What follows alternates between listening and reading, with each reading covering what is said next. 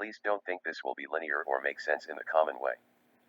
My keyboard is acting up, which has led to different sorts of media interactions for me. My keyboard's behavior also means that I'm using speech to text to write this. I hate using speech to text. This will likely have to be edited a bunch, but I don't want to speak on camera or have correct captions take a lot of time to make. That's part of why I ended up vlogging less.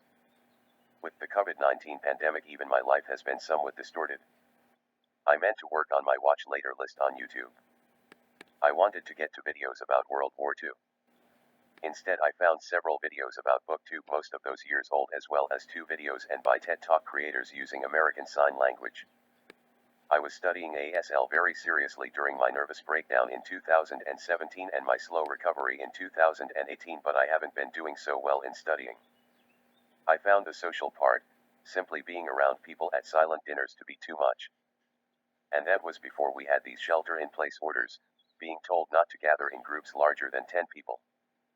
Watching the ASL videos, I thought about how I get frustrated with limited perspective.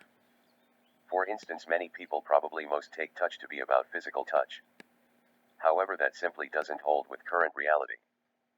Consider how people will comment that they were touched by a piece of music, but the touching doesn't happen in the same way as skin to skin.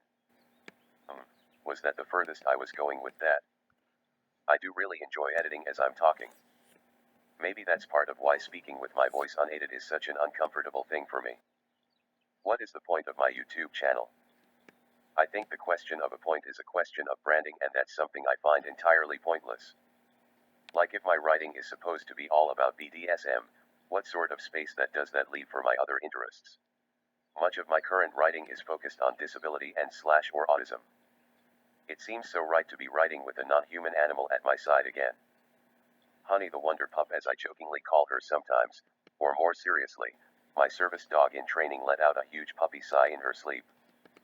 While I still see myself as a Unitarian Universalist, I also made my way to the local United Church of Christ. I find it a more supportive community for where I am in my life. Did I ever come out as non-binary on my YouTube channel? I don't recall now. But I am non-binary, that is, and I love that my local UCC is an open and affirming church. It's great getting to use the bathroom I'm most comfortable in, which happens to be the men's room. I'm surprised that Honey isn't summoning me for bed yet. She works hard at that. I wish I could manage to write fiction with speech to text. It is Camp Nano after all right now, and I should be writing a short story for the next disability and romance anthology. Part of me as a proud autistic adult hates that autism is part of a disability anthology, but it makes me think of something a friend of mine has said. She's only situationally disabled because with a room full of other ASL speakers she can keep up just fine. But my teeth hurt and I can't see a dentist until after April 30th. And so I think I'll call this it, edit it tomorrow, and then use a text-to-speech program to read this aloud for me, and I'll let you see Honey on video. Thanks for listening, watching, reading my random thoughts.